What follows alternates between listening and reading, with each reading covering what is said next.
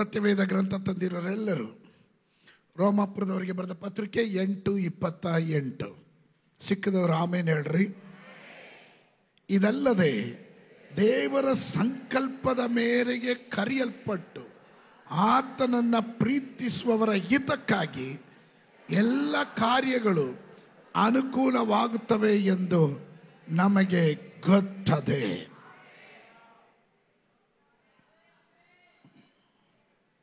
ಇನ್ನೊಂದು ವಾಕ್ಯ ಓದೋಣ. ಎಫೆಸದವರಿಗೆ ಬರೆದ ಪತ್ರಿಕೆ 2:10. Ephesians chapter 2 verse 10. ಸಿಕ್ಕದವರು ಆಮೇಲೆ ಹೇಳ್ರಿ.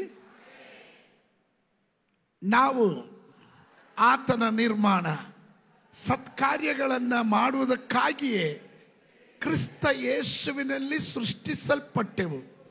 ನಾವು ಸತ್ಕಾರ್ಯಗಳನ್ನು ನಡೆಸುವವರಾಗಿ ಬದುಕಬೇಕೆಂದು ದೇವರು ನಮ್ಮನ್ನು ಮೊದಲೇ ನೇಮಿಸಿದನು. ಕರ್ತನೇ, ಈ ವಾಕ್ಯಗಳಿಂದ ನಿನ್ನ ಜನರನ್ನ ಆಶೀರ್ವದಿಸು. ಇವರಿಗೆ ಅರ್ಥ ಆಗುವ ರೀತಿಯಲ್ಲಿ ಇವರ ಹೃದಯಗಳಲ್ಲಿ ಈ ವಾಕ್ಯಗಳು ಬೇರೂರತಕ್ಕಂತೆ ಪರಿಶುದ್ಧಾತ್ಮನ ಸಹಾಯದೊಂದಿಗೆ ಈ ವಾಕ್ಯವನ್ನು ಕರ್ತನೆ ಪ್ರಸಂಗ ಮಾಡುವುದಕ್ಕೆ ನಮ್ಮನ್ನು ಬಲಪಡಿಸು. ಯೇಸುವಿನ ನಾಮದಲ್ಲಿ ಬೇಡ್ತೇನೆ ತಂದೆ, ಆಮೆನ್.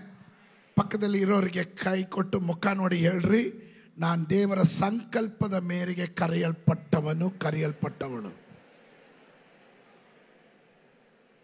ಇವತ್ತಿನ ನನ್ನ ಸಂದೇಶದ ಪೀಠಿಕೆ ಈ ಸಭೆಗೆ ದೇವರು ಕೊಟ್ಟಿರುವಂಥ theme called for his purpose. ಸಂಕಲ್ಪದ ಮೇರೆಗೆ ಕರೆಯಲ್ಪಟ್ಟವರು, ಕಾಲ್ಡ್ ಫಾರ್ ಹಿಸ್ ಪರ್ಪಸ್. ಓದಿದಂಥ ಭಾಗ ನಮಗೆಲ್ಲರಿಗೂ ಸುಪರಿಚಿತವಾಗಿರುವಂಥ ಭಾಗ. ಇಲ್ಲಿ ಪ್ರಧಾನವಾಗಿ ಅನೇಕ ಸಂದರ್ಭಗಳಲ್ಲಿ ಈ ವಾಕ್ಯಗಳನ್ನು ನಾವು ಓದಿದ್ದೀವಿ, ಪ್ರಸ್ತಾಪ ಮಾಡಿದ್ದೀವಿ. ಈ ವಾಕ್ಯ ಗೊತ್ತಿಲ್ಲದೆ ಇರುವವರು ಅಪರೂಪ, ಗೊತ್ತಿರುವವರೇ ಅಧಿಕ ಸಂಖ್ಯೆಯಲ್ಲಿರೋದು. ಅಪೊಸ್ತಲನಾದಂಥ ಪೌಲನು ತನ್ನ ಸೇವೆಯನ್ನು ಆರಂಭಿಸುವಾಗ ರೋಮ ಸಭೆಗೆ ತನ್ನ ಪತ್ರಿಕೆಯನ್ನು ಬರೆಯುವಾಗ ಅಲ್ಲಿ ಹೀಗೆ ಹೇಳ್ತಾನೆ, ದೇರ್ ಇಸ್ ನೋ ಕಂಡಮ್ನೇಷನ್. ಕ್ರಿಸ್ತ ಯೇಸುವಿನಲ್ಲಿ ಇರುವವರಿಗೆ ಅಪರಾಧ ನಿರ್ಣಯ ಇಲ್ಲ ಎಂಬುದಾಗಿ ಆರಂಭಿಸಿ ಕಡೆಗೆ ಒಂದು ಜಯಶಾಲಿಯಾದ ವಿಶ್ವಾಸಿಯನ್ನು ತೋರಿಸ್ತಾನೆ. ಇವತ್ತು ನಾನು ಅದರ ಹಿನ್ನೆಲೆಯೋ ಚರಿತ್ರೆಯೋ ಪ್ರಸಂಗ ಮಾಡೋದಕ್ಕೆಲ್ಲ ನಾನು ಇಲ್ಲಿ ನಿಂತಿರೋದು.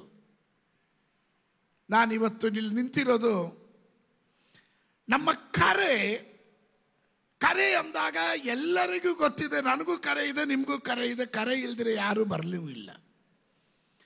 ನೀವೇನೋ ಆಕಸ್ಮಿಕವಾಗಿ ಇಲ್ಲಿ ಬಂದಿದ್ದಲ್ಲ, ದೇವರ ಕರೆಯ ಮೇರೆಗೆ ನೀವು ಬಂದವರಾಗಿದ್ದೀರಾ.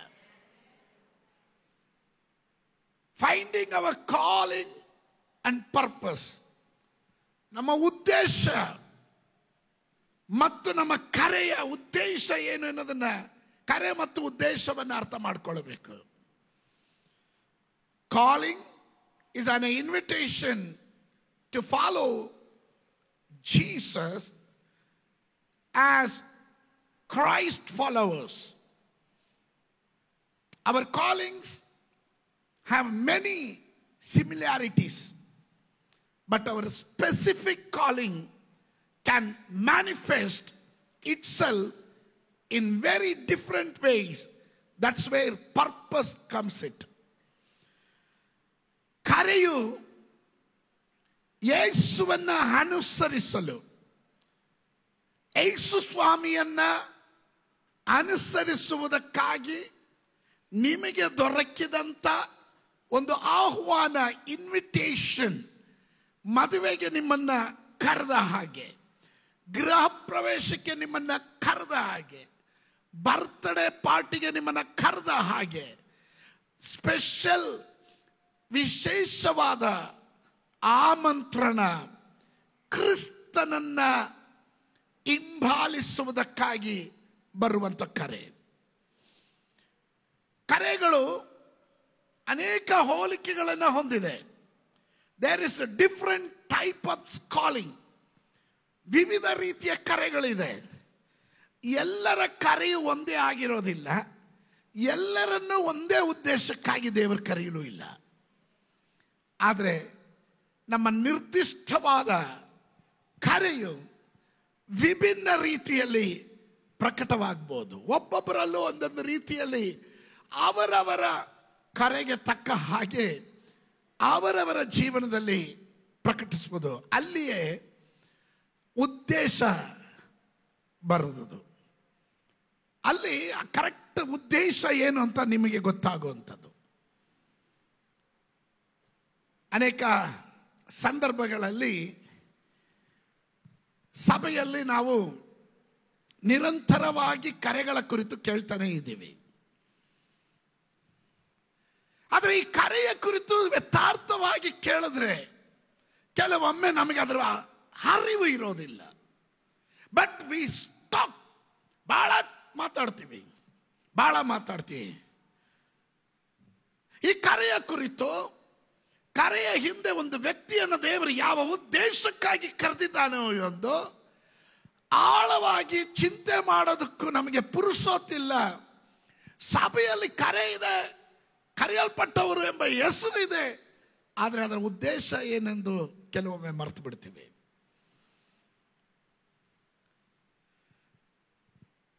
ಇವತ್ತು ನಾವು ದೇವರ ಕರೆಯ ಮೇರೆಗೆ ದೇವರ ಉದ್ದೇಶಕ್ಕನುಸಾರವಾಗಿ ಜೀವಿತವನ್ನ ಸಾಗಿಸ್ತಾ ಇದ್ದೀವೋ ಇಲ್ವೋ ಎಂದು ನಮ್ಮನ್ನ ಪರೀಕ್ಷಿಸಿಕೊಳ್ಳುವುದು ಉತ್ತಮ. ಆಗ ಮಾತ್ರವೇ ಉದ್ದೇಶ ನೆರವೇರಲಿಕ್ಕೆ ಸಾಧ್ಯ. ಮತ್ತೊಂದು ಭಾಗದಲ್ಲಿ ಹೀಗೆ ಹೇಳ್ತಾರೆ, your calling is an invitation and to partner with God in fulfilling his purpose on earth. ನಿಮ್ಮ ಕರೆಯ ಕುರಿತು ಬಹಳ ಸುಂದರವಾಗಿ ಹೇಳ್ತಾರೆ.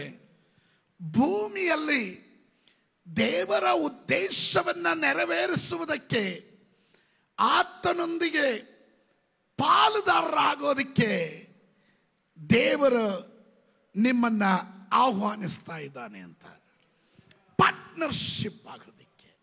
Let me explain. ಸ್ವಲ್ಪ ಅದನ್ನ ವಿವರಿಸ್ತೇನೆ. ತಂದೆಯಾದ ದೇವರ ಚಿತ್ತ ಮಗನಾದ ಯೇಸು ಸ್ವಾಮಿ ನೆರವೇರಿಸಿದನು. ಎಲ್ಲಿಯವರೆಗೂ? ಕ್ರೂಜೆಯ ಮರಣದವರೆಗೂ ತನ್ನನ್ನೇ ತಾನು ತಗ್ಗಿಸಿಕೊಳ್ಳುವುದರ ಮೂಲಕ ತಂದೆಯ ಚಿತ್ತವನ್ನ ನೆರವೇರಿಸಿದನು. ಅದಕ್ಕೆ ಅವನು ಕ್ರೂಜೆಯಲ್ಲಿ ಇರುವಾಗಲೂ ಹೀಗೆ ಹೇಳಿದನು, ತಂದೆ, ನನ್ನ ಚಿತ್ತವಲ್ಲ ನಿನ್ನ ಚಿತ್ತ ನೆರವೇರಲಿ. Not my will, let your will be done. ನಿನ್ನ ಚಿತ್ತ ನೆರವೇರಲಿ. That is the purpose. The purpose. Yesu ಈ ಭೂಮಿಗೆ ಬಂದ ಉದ್ದೇಶ ನೆರವೇರಿಸ್ತಾ ಇದ್ದಾನೆ. ತಂದೆಯಾದ ದೇವರಿಗೆ ಯೇಸುವಿನ ಮಾದರಿಯಲ್ಲಿ ಆತನ ಹಿಂಬಾಲಕರಾದ ನಾವುಗಳು, ನಮ್ಮ ಗುರಿಯು, ನಮ್ಮ ಉದ್ದೇಶವು ತಂದೆಯ ಚಿತ್ತವನ್ನ ಭೂಮಿಯಲ್ಲಿ ನೆರವೇರಿಸೋದಕ್ಕೆ. ಯೇಸು ಸ್ವಾಮಿ ಪ್ರಾರ್ಥನೆ ಕಲಿಸುವಾಗ ಒಂದು ಮಾತನ್ನು ಹೇಳಿದ್ರೆ, ನಿನ್ನ ರಾಜ್ಯವು ಬರಲಿ, ನಿನ್ನ ಚಿತ್ತವು ಪರಲೋಕದಲ್ಲಿ ನೆರವೇರಿದ ಹಾಗೆ ಭೂಲೋಕದಲ್ಲೂ ನೆರವೇರಲಿ. That is the purpose. ಅದಕ್ಕೋಸ್ಕರನೇ ಇಲ್ಲಿರುವಂಥ ಪ್ರತಿಯೊಂದು ವ್ಯಕ್ತಿಗಳನ್ನ, ಕುಟುಂಬಗಳನ್ನ ದೇವರು ತನ್ನ ಉದ್ದೇಶದ ಮೇರೆಗೆ ಕರೆಯಲ್ಪಟ್ಟಿದ್ದಾನೆ. ನಾವು ಓದಿದಂಥ ವಾಕ್ಯದಲ್ಲಿ ಕಾಣ್ತೇವೆ, ದೇವರ ಸಂಕಲ್ಪದ ಮೇರೆಗೆ ಕರೆಯಲ್ಪಟ್ಟವರಾದ ನಾವು. ಆದರೆ ಅದರ ಅರ್ಥ, we are not living just A life. ಒಂದು ಸಾಧಾರಣ ಜೀವಿತದಲ್ಲಿ ಜೀವಿಸಿ ಅಂತ್ಯವಾಗೋದಲ್ಲ ನಮ್ಮ ಜೀವಿತ. ನಮಗೊಂದು ಉದ್ದೇಶ ಇದೆ. ಆ ಉದ್ದೇಶ ಇದೆ ಎನ್ನುವವರಿಗೋಸ್ಕರ ದೇವರ ವಾಕ್ಯ ಹೇಳುತ್ತದೆ, ಯಾರೆಲ್ಲ ಆ ಉದ್ದೇಶದಲ್ಲಿ ಒಳಪಟ್ಟಿರುತ್ತಾರೋ ಅವರ ಜೀವನದಲ್ಲಿ ಪ್ರತಿಕೂಲಗಳಿರಬಹುದು, ನಿಂದೆಗಳಿರಬಹುದು, ಅವಮಾನ ಇರಬಹುದು, ಇಕ್ಕಟ್ಟುಗಳು ಬರಬಹುದು, ಹೋರಾಟಗಳು ಬರಬಹುದು, ನಿಲ್ಲಕ್ಕಾಗದೇ ಇರುವ ಪರಿಸ್ಥಿತಿ ಬರಬಹುದು. ಆದರೆ ಇವೆಲ್ಲವನ್ನ ಅವರಿಗೆ ಅನುಕೂಲವಾಗುವ ರೀತಿಯಲ್ಲಿ ತಿರುಗಿಸೋ ಒಬ್ಬ ದೇವರು ನಾನಿದ್ದೇನೆ. Hallelujah, hallelujah. Everything will turn into your favor. ನಿನ್ನ ಅನುಕೂಲತೆಗೋಸ್ಕರ ಎಲ್ಲ ತಿರುಗಿ ಬರುತ್ತೆ. ಏನು ದೇವರ ಉದ್ದೇಶಗಳು? 2 ತಿಮೋಥೆಯನಿಗೆ ಬರೆದ ಪತ್ರಿಕೆ 1ನೇ ಅಧ್ಯಾಯ 9ನೇ ವಾಕ್ಯ. ಆತನು ನಮ್ಮಲ್ಲಿ ಸುಕೃತ್ಯಗಳನ್ನು ನೋಡಿದ್ದರಿಂದಲ್ಲ, ತನ್ನ ಸಂಕಲ್ಪವನ್ನು ಅನುಸರಿಸಿ, ಚೆನ್ನಾಗಿ ಅರ್ಥ ಮಾಡ್ಕೊಳ್ರಿ, ತನ್ನ ಸಂಕಲ್ಪವನ್ನು ಅನುಸರಿಸಿ, is plan, is purpose from before beginning of time to show us his grace through Jesus Christ. Christ Jesus. ಸುಕೃತ್ಯಗಳನ್ನ ನೋಡಿದ್ದರಿಂದ ಅಲ್ಲ, ತನ್ನ ಸಂಕಲ್ಪವನ್ನು ಅನುಸರಿಸಿ ಕೃಪೆಯಿಂದಲೇ ನಮ್ಮನ್ನು ರಕ್ಷಿಸಿ ಪರಿಶುದ್ಧರಾಗುವುದಕ್ಕೆ ಕರೆದನು. ಓ ಹಲ್ಲೆಲೂಯಾ. ಪುಣ್ಯ ಕಾರ್ಯ ಮಾಡಿರೋದ್ರಿಂದ ಅಲ್ಲ, ಇದರ ಒಳಗಡೆ ಕುಳಿತು ಸ್ತೋತ್ರ ಹೇಳ್ತಾ ಇರೋದು. ದಾನ ಧರ್ಮ ಮಾಡಿರೋದ್ರಿಂದ ಅಲ್ಲ ನಾವಿಲ್ಲಿ ಕುಳಿತು ಸ್ತೋತ್ರ ಹೇಳ್ತಾ ಇರೋದು. ತಂದೆಯಾದ ದೇವರ ಸಂಕಲ್ಪದ ಮೇರೆಗೆ ನಿನ್ನನ್ನ ದೇವರು ಆರಿಸ್ಕೊಂಡಿರೋ ಉದ್ದೇಶ, ನೀನು ಈ ಭೂಮಿಯಲ್ಲಿ ದೇವರ ಪರವಾಗಿ ನಿಂತು ಜವಾಬ್ದಾರಿಯನ್ನು ಹೊತ್ಕೊಳ್ಬೇಕು. ಅದೇ ಉದ್ದೇಶ, ಅದೇ ಉದ್ದೇಶ.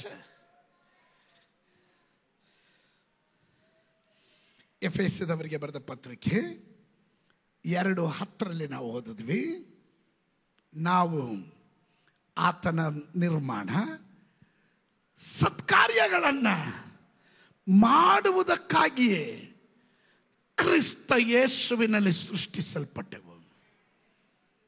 ದಟ್ ಮೀನ್ಸ್ ಈ ಭೂಮಿಯಲ್ಲಿ ನಿನ್ನನ್ನು ದೇವರು ಸೃಷ್ಟಿ ಮಾಡಿ ಇಟ್ಟಿರೋ ಉದ್ದೇಶ ನೀನು ಸತ್ಕಾರ್ಯ ಮಾಡಬೇಕು ಎಂಬ ಉದ್ದೇಶದಿಂದ. ಭೂಮಿಯಲ್ಲಿ ದೇವರು ನಿನ್ನನ್ನು ಇಟ್ಟಿರೋದೇ ಸತ್ಕಾರ್ಯ ಮಾಡೋದಕ್ಕೆ.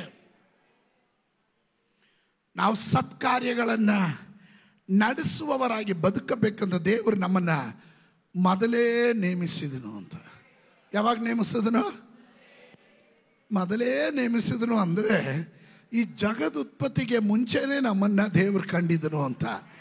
ನನ್ನ ತಂದೆ ತಾಯಿ ನಾನು ಕೂಸು ಆಗಿ ಹುಟ್ಟಿದ ಮೇಲೆ ನನ್ನ ಮುಖ ನೋಡಿದಾಗ ಮಾತ್ರ ಅವ್ರಿಗೆ ಗೊತ್ತಾಯಿತು, ಗಂಡು ಮಗು, ಓಹೋ ಒಳ್ಳೆ ಮಗು, ಸುಂದರನಾದ ಮಗು. ಸ್ವತ್ರ ನಿಮ್ಮನ್ನ ಕುರಿತು ನಿಮ್ಮ ತಾಯಿ ತಂದೆನೂ ಹಂಗೆ ಹೇಳಿದ್ರು. ಎತ್ತವ್ರಿಗೆ ಹೆಗಣಾನು ಮುದ್ದೆ ಅಂತಾರೆ, ಹೌದಲ್ವಾ? ಆದ್ರೆ ನನ್ನ ದೇವರು ಆಗಲ್ಲ. ಈ ಜಗತ್ತನ್ನ ಉಂಟು ಮಾಡುವುದಕ್ಕೆ ಮುಂಚಿತವಾಗಿ ಅನಾದಿ ಕಾಲದಲ್ಲಿ ಬೈಬಲ್ ಆರಂಭವಾಗ್ತಾ ಇರೋದು ಆದಿಗಿಲ್ಲಿ. ಆದಿ ಅನ್ನೋದು ನವೀಕರಣ ಮಾಡುವಂತ ಕಾಲ. ಆದರೆ ಒಂದು ಅನಾದಿ ಕಾಲ ಇತ್ತು. ಆ ಕಾಲದಲ್ಲಿ ಭೂಮಿಯನ್ನು ಉಂಟು ಮಾಡುವಾಗಲೇ ಆತನ ಪದ್ಧತಿಯಲ್ಲಿ ನಿನ್ನ ಹೆಸರು ಇತ್ತು, ನಿನ್ನ ಮುಖ ಇತ್ತು, ನಿನ್ನನ್ನು ದೇವರು ಕಂಡಿದ್ದನು. ನಾವು ಎಷ್ಟು ಹೆಮ್ಮೆ ಪಡಬೇಕಲ್ಲವೇ? ಅಂತವರು ಮಾತ್ರ ಆಮೇಲೆ ಹೇಳ್ರಿ. ನಮ್ಮನ್ನ ಉಂಟು ಮಾಡಿದ್ದು, ನಿರ್ಮಾಣ ಮಾಡಿರೋದು ಕೆಟ್ಟದ್ದು ಮಾಡೋದಕ್ಕಲ್ಲ, ಒಳ್ಳೆಯದನ್ನ ಮಾಡೋದಿಕ್ಕೆ, ಸತ್ಕಾರ್ಯಗಳನ್ನ ಮಾಡೋದಿಕ್ಕೆ, ಸಮಾಜ ಘಾತಕರಾಗೋದಕ್ಕಲ್ಲ, ಸಮಾಜದ ಹಿತಚಿಂತಕರಾಗುವುದಕ್ಕೆ, ದ್ರೋಹ ಮಾಡೋದಕ್ಕಲ್ಲ, ಪಾಪ ಮಾಡೋದಕ್ಕಲ್ಲ. ದೇವರು ನಮ್ಮನ್ನು ಕರೆದಿರೋದು ಪರಿಶುದ್ಧರಾಗಿ ಜೀವಿಸುವುದಕ್ಕಾಗಿದೆ. Praise God, praise God. Amen. ಇದನ್ನ ಸ್ವಲ್ಪ ಬಿಡಿಸಿ ಹೇಳಬೇಕು ಅನಿಸ್ತಾ ಇದೆ. ಸತ್ಯವೇದ ಗ್ರಂಥದಲ್ಲಿ ಫಿಲಿಪಿಯರಿಗೆ ಬರೆದ ಪತ್ರಿಕೆ, ಬುಕ್ ಆಫ್ ಫಿಲಿಪಿಯನ್ಸ್ ಚಾಪ್ಟರ್ 3 3ನೇ ಅಧ್ಯಾಯ 12ನೇ ವಚನದಿಂದ ನಾವು ಓದುವಾಗ, ಇಷ್ಟರ ಒಳಗಾಗಿ ನಾನು ಬಿರುದನ್ನು ಪಡೆದುಕೊಂಡೇ ಸಿದ್ಧಿಗೆ ಬಂದೆನೆಂದು ಹೇಳೋದಿಲ್ಲ.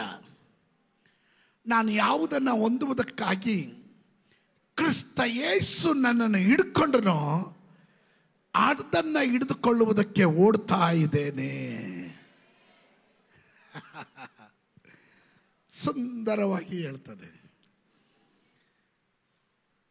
ಅಪೊಸ್ತಲನಾದಂಥ ಪೌಲನು ಫಿಲಿಪಿಯ ಪತ್ರಿಕೆಯನ್ನು ಬರಿತಾ ಇರೋದು ತನ್ನ ಜೀವನದ ಆರಂಭ ಕಾಲಘಟ್ಟಗಳಲ್ಲ. ಅಪೊಸ್ತಲನಾದಂಥ ಪೌಲನು ತನ್ನ ಜೀವಿತದ ಕೊನೆಯ ಕಾಲಘಟ್ಟಗಳಲ್ಲಿ ರೋಮ ಕಾರಾಗೃಹದಲ್ಲಿ ಇದ್ದುಕೊಂಡು ತಾನು ಫಿಲಿಪಿಯ ಸಭೆಗೆ ಪತ್ರಿಕೆಯನ್ನು ಬರೆಯುವಾಗ ತಾನು ಹೀಗೆ ಹೇಳ್ತಾನೆ.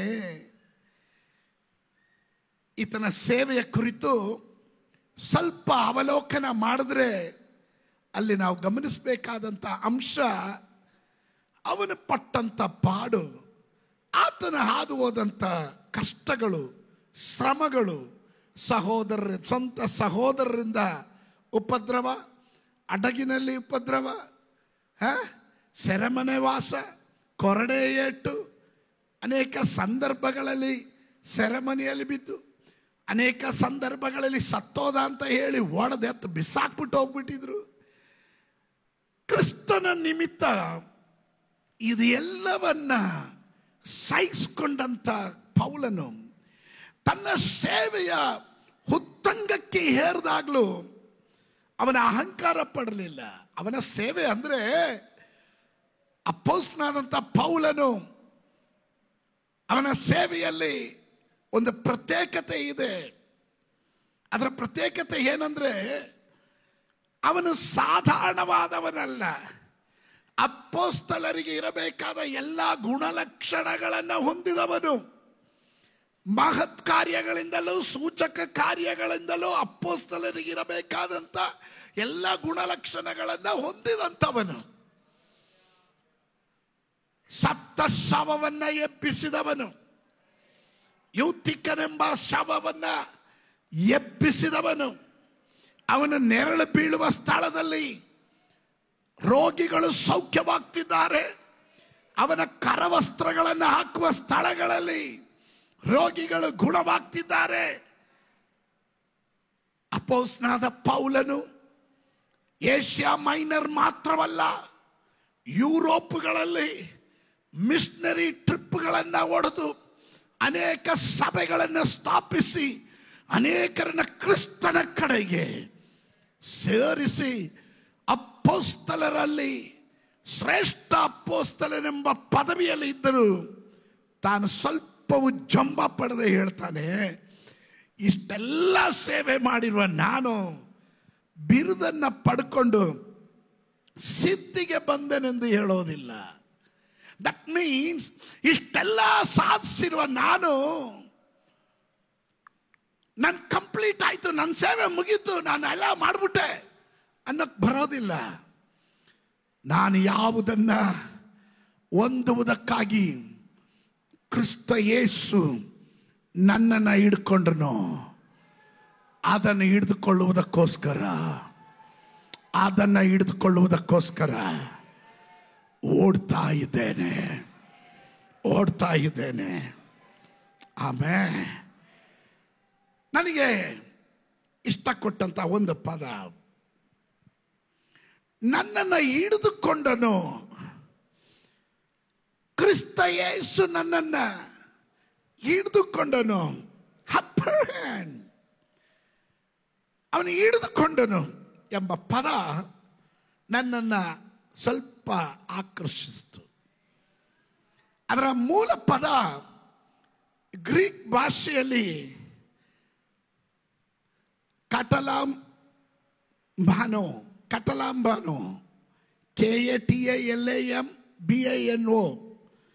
KATALAMBANO, ಕಟಲಾಂಬಾನೋ ಅಂದ್ರೆ ಟು ಸೀಸ್,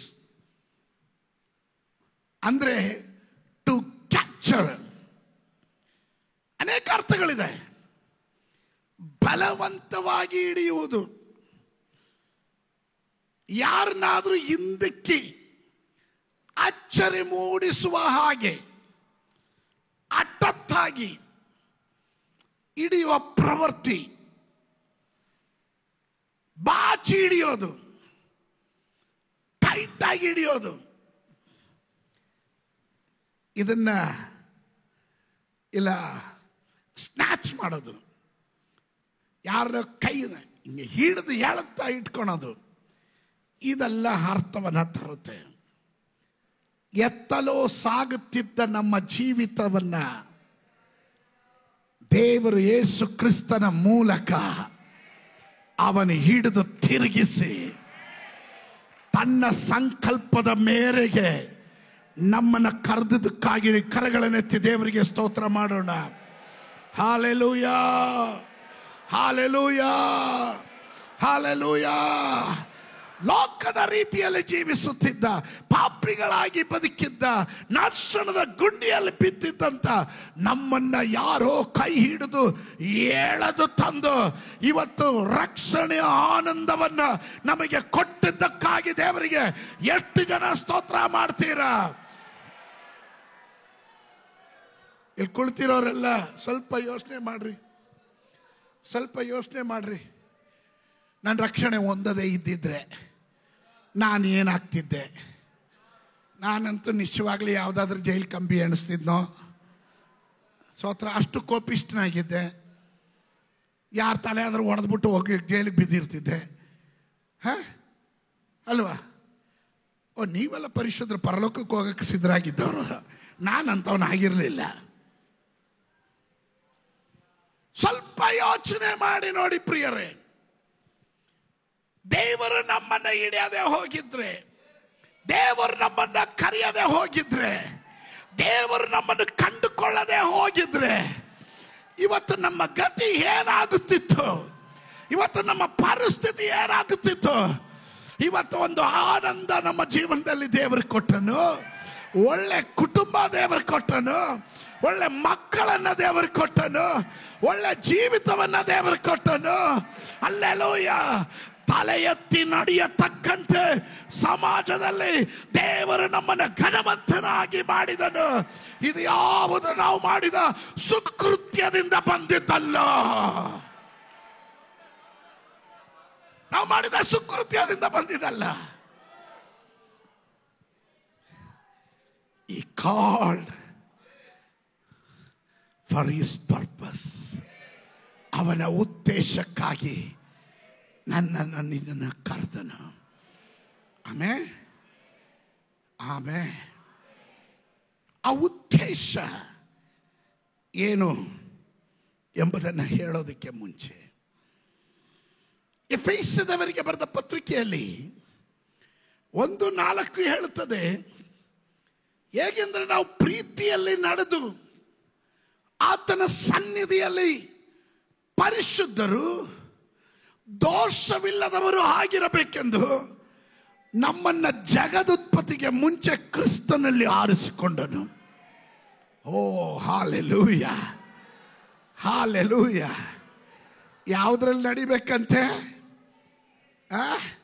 ನೋಡ್ರಿ, ಅದು ಮಾತ್ರ ಶಬ್ದ ಬರಲಿಲ್ಲ.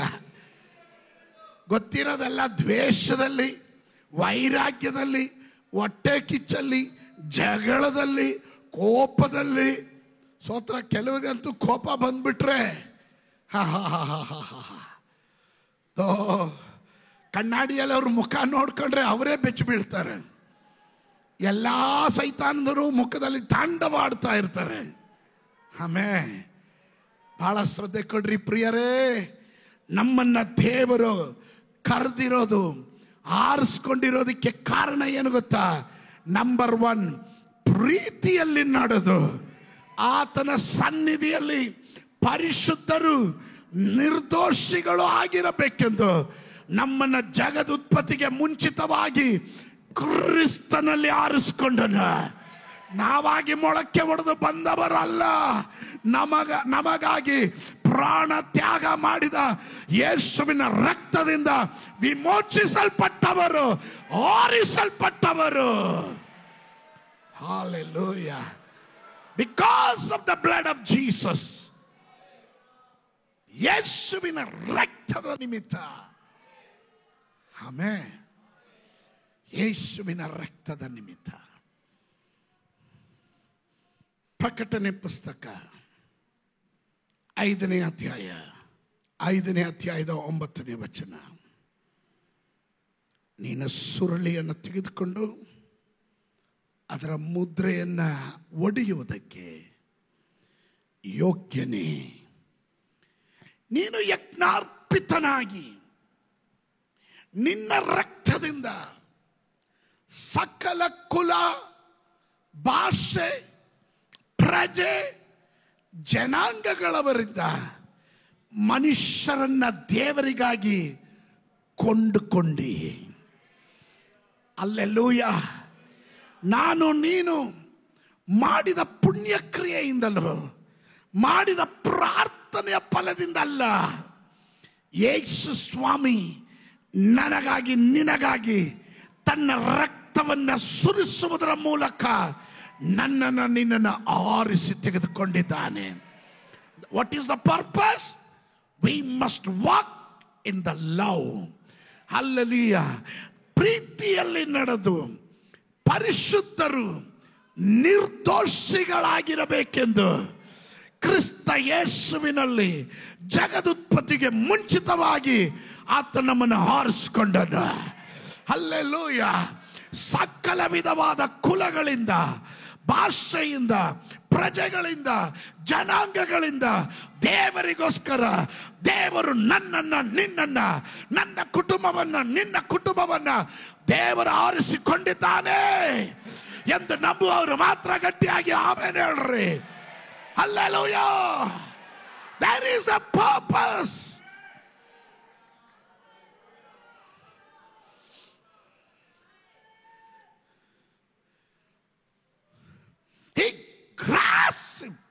ಅವನ ಗ್ರಾಸಿಪ್ ಮಾಡ್ದ, ನನ್ನನ್ನು ಹಿಡ್ದ, ನನ್ನನ್ನು ಗಟ್ಟಿಯಾಗಿ.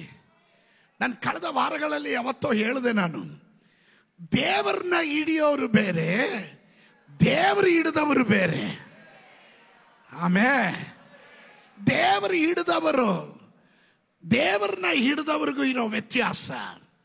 ದೇವರನ್ನ ಹಿಡಿಯುವವರು ಅವ್ರ ಕೆಲಸ ಆಗೋವರೆಗೂ ಭಯಂಕರ ಭಕ್ತಿ ವೇಷ ತೋರಿಸ್ತಾರೆ, ಪ್ರಾರ್ಥನೆಯಲ್ಲಿ ತೊಡಗಿಸ್ಕೊಳ್ತಾರೆ, ಉಪವಾಸ ಕೂಟಗಳಲ್ಲಿ ಬರ್ತಾರೆ, ಯಾವ ಮೀಟಿಂಗು ತಪ್ಪಿಸ್ಕೊಳಲ್ಲ.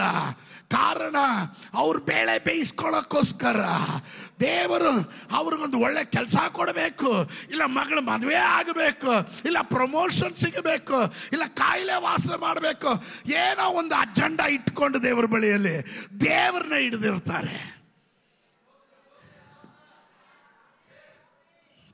ಇವರ ಶ್ರದ್ಧೆ, ಇವರ ಭಕ್ತಿ, ಇವರ ಸಮರ್ಪಣೆ ಇದನ್ನು ಕಂಡಾಗ ನಾವು ದೈವ ಸೇವಕರು ಇವರಿಗೋಸ್ಕರ ಬಹಳವಾಗಿ ಅಳ್ತೀವಿ, ಉಪವಾಸ ಮಾಡ್ತೀವಿ, ಪ್ರಾರ್ಥನೆ ಮಾಡ್ತೀವಿ.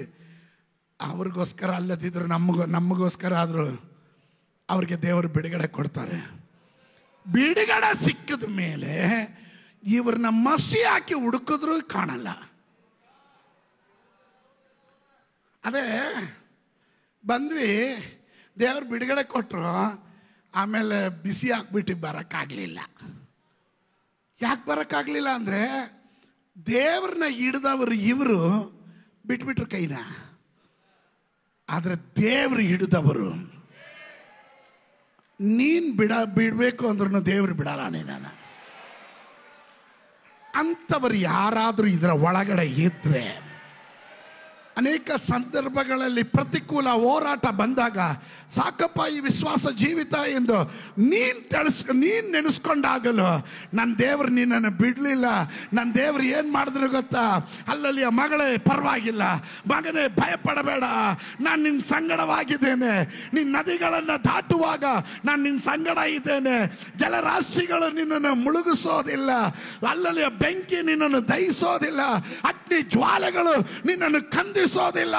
ನಾನೇ ನಿನ್ನ ಸಂಗಡ ಇದ್ದೇನೆ, ಧೈರ್ಯವಾಗಿರು ಎಂದು ನನ್ನನ್ನು ಎಳೆದು ಅವನ ಉದ್ದೇಶಕ್ಕಾಗಿ ತಂದಿದ್ದಕ್ಕಾಗಿ ಸ್ತೋತ್ರ ಎಂದು ಹೇಳುವವರು ಯಾರಾದ್ರೂ ಇದ್ರ ಒಳಗಡೆ ಇದ್ರೆ ಗಟ್ಟಿಯಾಗೊಂದು ಆಮೇಲೆ ಹೇಳ್ರಿ. Sometimes we are humans. We will give up. ಬಿಟ್ಕೊಟ್ಬಿಡ್ತೀವಿ. ಆಗಲ್ಲಪ್ಪ ದೇವ್ರೆ, ಆಗಲ್ಲ, ನೀನು ನನ್ನ ಕೈಲಾಗಲ್ಲಪ್ಪ. ದೇವ್ರು ಹೇಳ್ತಾರೆ ಆಗಲ್ಲ ಅನ್ಬೇಡ, ಎದ್ದಾಳು. ಏಲಿಯನೇ ಹೇಳ್ದ ನನ್ನ ಕೈಲಾಗಲ್ಲ. ಏಲಿಯನೇ, 450 ಬಾಲನ ಪ್ರವಾದಿಗಳ ಮುಂದೆ ಗಂಡೆದೆಯೊಂದಿಗೆ ನಿಂತು ನಾನೊಬ್ಬನೇ ಕರ್ತನು ಎಂದು ಘಂಟಾಘೋಷವಾಗಿ ನಿನ್ನ ಬಾಯಿಯಿಂದ ಹೇಳಿಸಿದ್ದು ಮಾತ್ರವಲ್ಲ, ಅದು ಕಾಣತಕ್ಕಂತೆ ಪರಲೋಕದಿಂದ ಬೆಂಕಿ ಇಳಿಸಿ ನಿನ್ನನ್ನು ಸನ್ಮಾನಿಸಿದ ದೇವರು ನಾನು. ಕೇವಲ ಇಸಬೇಲಳ ಮಾತಿಗೆ ಭಯಪಟ್ಟು ಸಾಕು ಅಂತಿದೀಯಾ? ಹೇಳು, ಎದ್ದೇಳು, ತಿನ್ನು, ಕುಡಿ, ನೀನು ಬಹಳ ದೂರ ಯಾತ್ರೆ ಮಾಡಬೇಕಾಗಿದೆ. ಬಳಲಿ ಹೋದವರಿಗೆ ನಾನು ಹೇಳ್ತೇನೆ, ಭಯಪಡಬೇಡ, ಹೆದರಬೇಡ. ಇವತ್ತು ಕಾಣುವ ಶತ್ರು, ನಿನಗೆ ವಿರುದ್ಧವಾಗಿ ತಲೆ ಎತ್ತಿರುವ ಶತ್ರು, ಅದು ಎಷ್ಟೇ ಕಠಿಣವಾದವನಾಗಿದ್ದರು, ಎಷ್ಟೇ ಭಯಂಕರವಾಗಿದ್ದರು, ಅದು ಎಷ್ಟೇ ಹೋರಾಟ ಭಯಂಕರವಾಗಿದ್ದರು, ದೇವರ ಸಂಕಲ್ಪದ ಮೇರೆಗೆ ಕರೆಯಲ್ಪಟ್ಟವರ ಹಿತಕ್ಕಾಗಿ ಎಲ್ಲ ಕಾರ್ಯಗಳನ್ನ ದೇವರು ಅನುಕೂಲ ಮಾಡ್ತಾನೆ.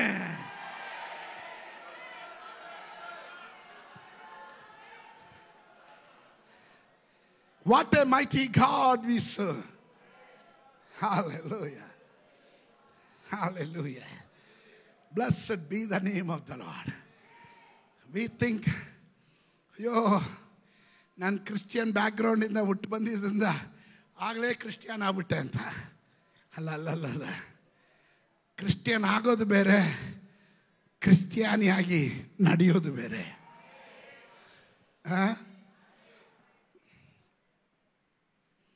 ನೀನು ಕ್ರೈಸ್ತ ಕುಟುಂಬದಲ್ಲಿ ಹುಟ್ಟಿರೋದ್ರಿಂದ ನೀನು ಕ್ರಿಸ್ಟಿಯಾನಿ ಆಗಬೇಕು ಅಂತ ಇಲ್ಲ. ನಾನು ಸೋಪ್ ಫ್ಯಾಕ್ಟ್ರಿಯಲ್ಲಿ ಕೆಲಸ ಮಾಡ್ತೀನಿ ಅನ್ನೋ ಕಾರಣದಿಂದ ಸ್ನಾನ ಮಾಡದೇ ಇದ್ರೆ ಆ ಸೋಪಿಂದ ನಿನಗೇನು ಪ್ರಯೋಜನ? ಅರ್ಥ ಆಗಿರಬೇಕು. ನೀನು ಕ್ರೈಸ್ತ ಕುಟುಂಬದಲ್ಲಿ ಹುಟ್ಟಿದ್ರು ಕ್ರಿಸ್ತನ ಹೆಜ್ಜೆಯ ಜಾಡಿನಲ್ಲಿ ನಡೆಯೋಕ್ಕಾಗದೆ ಹೋದ್ರೆ ನೀನು ನಿಜವಾಗಿಯೂ ಕ್ರೈಸ್ತನಲ್ಲ, ನೀನು ಕ್ರಿಸ್ಟಿಯಾನಿ ಅಲ್ಲ. ಕ್ರಿಸ್ತನ ಅನುಯಾಯಿಯಾಗಿರಬೇಕು, ಕ್ರಿಸ್ತನ ಹೆಜ್ಜೆಯ ಜಾಡಿನಲ್ಲಿ ನಡೆಯುವವನಾಗಿರಬೇಕು. ಅವನೇ ನಿಜವಾದ ಕ್ರಿಸ್ತನು, ದಾಸನು. ಅವನ ಕುರಿತು ದೇವರ ವಾಕ್ಯ ಹೇಳ್ತಾರೆ, ಯಾರು ದೇವರ ಆತ್ಮದಲ್ಲಿ ನಡೆಸಲ್ಪಡುತ್ತಾರೋ ಅವರು ದೇವರ ಮಕ್ಕಳು ಎನಿಸಿಕೊಳ್ಳುವರು. ರೋಮಾಪುರದವರೆಗೆ ಬರೆದ ಪತ್ರಿಕೆ 8:14 ಕಾಣ್ತೀವಿ. ಆಮೇ ಲೆಟ್ ಮೀ ಗೋ. ಸಕಲ ಕುಲ, ಭಾಷೆ, ಪ್ರಜೆ, ಜನಾಂಗಗಳವರಿಂದ ಮನುಷ್ಯರನ್ನ ದೇವರಿಗಾಗಿ ಕೊಂಡುಕೊಂಡಿ. ಯೋಹನನ ಸುವಾರ್ತೆ 15:16 ಹೇಳುತ್ತೆ, ನೀವು ನನ್ನನ್ನು ಆರಿಸಿ ತೆಗೆದುಕೊಂಡಿಲ್ಲ, ನಾನು ನಿಮ್ಮನ್ನು ಆರಿಸಿ ತೆಗೆದುಕೊಂಡಿದ್ದೇನೆ. ನೀವು ನನ್ನನ್ನು ಆರಿಸಿ ತೆಗೆದುಕೊಂಡಿಲ್ಲ, ನಾನು ನಿಮ್ಮನ್ನು ಆರಿಸಿ ತೆಗೆದುಕೊಂಡೆನು. ಅನಂತರ ದೇವರು ತನ್ನ ಪರ್ಪಸ್ ಅನ್ನು ಹೇಳ್ತಾ ಇದ್ದಾನೆ. when God calling you, without purpose, God never called you. If you are not understanding the value of your calling, that's your mistake. ಅದು ನಿನ್ನ ತಪ್ಪು. ನಿನ್ನ ಕರೆಯ ಕುರಿತು ಅದರ ಉದ್ದೇಶ ಏನೆಂದು ನೀನು ಅರಿಯದೆ ಹೋದ್ರೆ ಅದರ ತಪ್ಪು ನಿನ್ನ ಮೇಲಿರುತ್ತೆ. ಯಾರನ್ನ ದೇವರು ಸುಮ್ಮನೆ ಕರೆಯಲಿಲ್ಲ, ಕರೆದವರ ಮೇಲೆ ಉದ್ದೇಶ ಇದೆ. ಹಾಗಾದ್ರೆ ನೀನು ಇಲ್ಲಿ ಆಕಸ್ಮಿಕವಾಗಿ ಬಂದದ್ದಲ್ಲ, ಸುಮ್ಮನೆ ಬಂದದ್ದಲ್ಲ, ನಿನ್ನ ಮೇಲೆ ದೇವರ ಕರೆ ಇರೋದ್ರಿಂದ ಬಂದಿದೀಯಾ. Then you have to find out what is the purpose God chosen me. ಯಾವ ಉದ್ದೇಶಕ್ಕೋಸ್ಕರ ದೇವರು ನನ್ನನ್ನು ಕರೆದನು? ವೈ? ನನಗಿಂತ ಭಕ್ತರು, ನನಗಿಂತ ವಿದ್ಯಾವಂತರು, ಸೌಂದರ್ಯವಂತರು, ಹಣವಂತರು, ಸ್ಥಿತಿವಂತರು, ಉತ್ತಮ ಪರ್ಸನಾಲಿಟಿ ಇರುವವರು ಅನೇಕರು ಇರುವಾಗ ಅವರಿಗಿಲ್ಲದೆ ಇರುವವರ ದೇವರು ಯಾಕೆ ನನಗೆ ಕೊಟ್ಟನು? ಯಾಕೆ ಅವರಿಗಿಲ್ಲದೆ ಇರುವ ಕರೆ ದೇವರು ನನಗೆ ಕೊಟ್ಟನು? ಓ ಕಮಾನ್, ನಿಮಗೆ ಅರ್ಥ ಆಗಲಿಲ್ಲ. ನಿಮ್ಮ ಮೇಲೆ ಆ ಕರೆ ಬಿದ್ದಿರೋದಾದ್ರೆ ನಿಮ್ಮ ಕುರಿತು ದೇವರಿಗೆ ಅಲ್ಲಲ್ಲೂಯ ಒಂದು ಸ್ಪೆಷಲ್ ಪರ್ಪಸ್ ಇದೆ, ಒಂದು ವಿಶೇಷವಾದ ಪದ್ಧತಿ ಇದೆ. ಆ ಪದ್ಧತಿ ಒಳಗಡೆ ನೀನಿದ್ಯಾ ಅಂದ್ರೆ ಅಲ್ಲಲ್ಲೂಯ ಎಡಗಡೆ ಬಲಗಡೆ ಇರೋನ ಮರೆತು ಗಟ್ಟಿಯಾಗಿ ಒಂದು ಆಮೇಲೆ ಹೇಳು.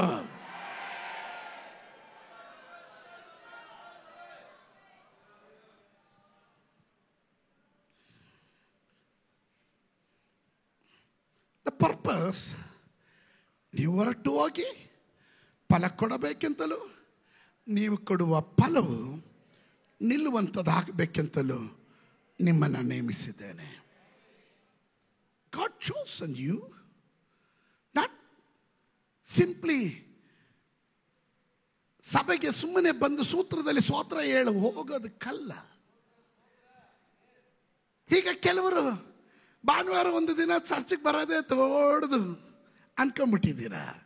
ಸಾರಿ, ಈ ಕರೆ ಕುರಿತು ಹೇಳಿದಾಗ ಕರೆಯಲ್ಪಟ್ಟವರು ಬಹುಮಂದಿ, ಆರಿಸಲ್ಪಟ್ಟವರು ಸ್ವಲ್ಪ ಮಂದಿ. ಆ ಸ್ವಲ್ಪ ಮಂದಿಯಲ್ಲಿ ನೀನಾಗಿದ್ದಕ್ಕೆ ನೀನು ಸ್ತೋತ್ರ ಹೇಳಬೇಕು. ಸಮಸ್ತ ಭೂ ನಿವಾಸಿಗಳೇ ಯೆಹೋವನಿಗೆ ಅಡ್ಡ ಬೀಳರಿ. ಸಮಸ್ತ ಭೂ ನಿವಾಸಿಗಳೇ ಯೆಹೋವನ ಬಳಿಗೆ ಬನ್ನಿರಿ. ಕರೆ ಎಲ್ಲರಿಗೂ ಸಾರ್ವತ್ರಿಕವಾಗಿತ್ತು. ಇನ್ವಿಟೇಷನ್ ಫಾರ್ ಎವ್ರಿಬಡಿ, ಎಲ್ಲರಿಗೂ ಇತ್ತು. ನಾವು ಕೂಟ ನಡೆಸುವಾಗ ಸಭೆಯಿಂದ ಆಮಂತ್ರಣ ಕೊಡ್ತೀವಿ. ದಯವಿಟ್ಟು ಯಾರು ತಪ್ಪಿಸ್ಕೊಳ್ಬಾರ್ದು, ಎಲ್ಲರೂ ಬರಬೇಕು. ಸ್ತೋತ್ರ.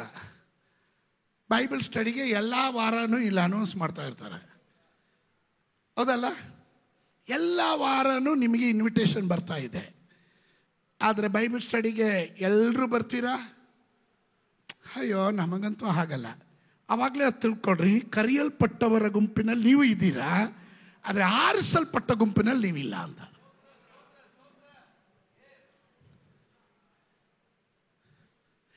ಆರಿಸಲ್ಪಟ್ಟವರ ಗುಂಪಿನಲ್ಲಿ ನೀವಿದ್ದೀರಾ ಇಲ್ವಾ ಅಂತ ಪಕ್ಕದಲ್ಲಿರೋ ಕೇಳ್ರಿ. ನಾನಿದ್ದೀನಿ, ನೀವು ಕೇಳ್ರಿ.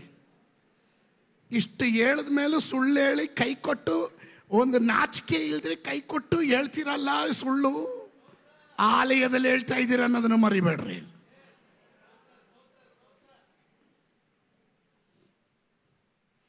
ಕೆಲವರು ಮನೆಯಲ್ಲಿದ್ದರು, ಆ ಟೈಮಲ್ಲಿ ಟಿವಿ ನೋಡ್ಕೊಂಡಿದ್ರು, ದೇವರ ವಚನ ಕೇಳಬೇಕೆನ್ನೋ ಪರಿಜ್ಞಾನ ಇಲ್ಲ.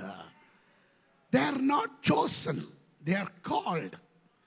ಅವ್ರಿಗೆ ಕರೆಯಲ್ಪಟ್ಟವರು, ಅವರಿಗೆ ಆಮಂತ್ರಣ ಇದೆ, ಆದರೆ ಅವರು ಆರಿಸ್ಕೊಳ್ಳಿಲ್ಲ. ಇದರ ಒಳಗಡೆ ಕೆಲವರನ್ನ ದೇವರು ಆರಿಸ್ಕೊಂಡಿದ್ದಾನೆ.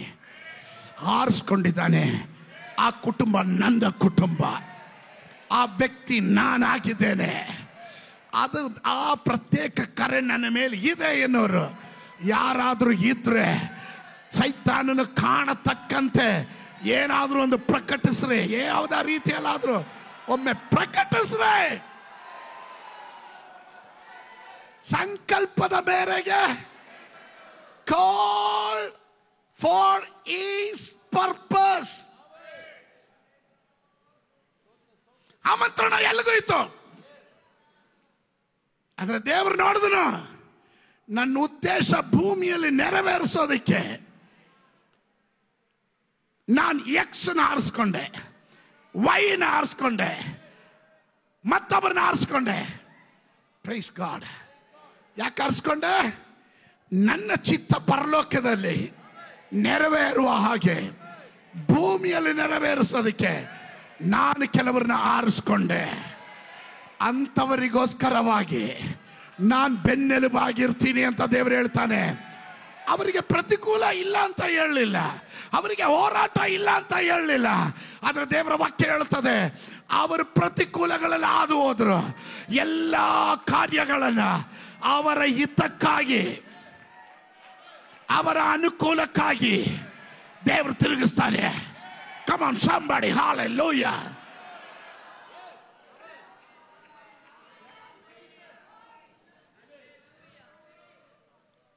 We have to understand the purpose. Amen. The purpose. ಕ್ರಿಸ್ತಿಯ ಜೀವಿತ ಸೌಭಾಗ್ಯದ ಜೀವಿತ, ಕ್ರಿಸ್ತಿಯ ಜೀವಿತ ಆನಂದದ ಜೀವಿತ. ಹಲ್ಲೆಲೂಯಾ. ಅದಕ್ಕೆ ದೇವರ ಹಾಡುಗಾರನು ಹೀಗೆ ಹೇಳ್ತಾನೆ, I follow Jesus, no turning back, no turning back. I follow Jesus, ನಾನು ಯೇಸುವನ್ನ ನೋಡಿ ಮುಂದೆ ಯಾತ್ರೆ ಮಾಡ್ತಾ ಇದ್ದೇನೆ, ಹಿಂತಿರುಗನು ನಾ, ಹಿಂತಿರುಗನು. ಹಲ್ಲೆಲೂಯಾ. ಲೋಕ ನನ್ನ ಹಿಂದೆ, ಶಿಲುಬೆ ನನ್ನ ಮುಂದೆ. ಲೋಕ ನನ್ನ ಹಿಂದೆ, ಶಿಲುಬೆ ನನ್ನ ಮುಂದೆ. ಹಲ್ಲೆಲೂಯಾ. ಹಿಂತಿರುಗನು ನಾ, ಹಿಂತಿರುಗನು. ಹಲ್ಲೆಲೂಯಾ. ದೇವ ನಾಮಕ್ಕಾಗಿ ನಿಂತಿರುವ ಕುಟುಂಬಗಳು, ವ್ಯಕ್ತಿಗಳು ಯಾರಾದರೂ ಇದರ ಒಳಗಡೆ ಇದ್ರೆ ಕಡೆವರೆಗೂ ಆ ಛಲದಲ್ಲೇ ಇರಬೇಕು.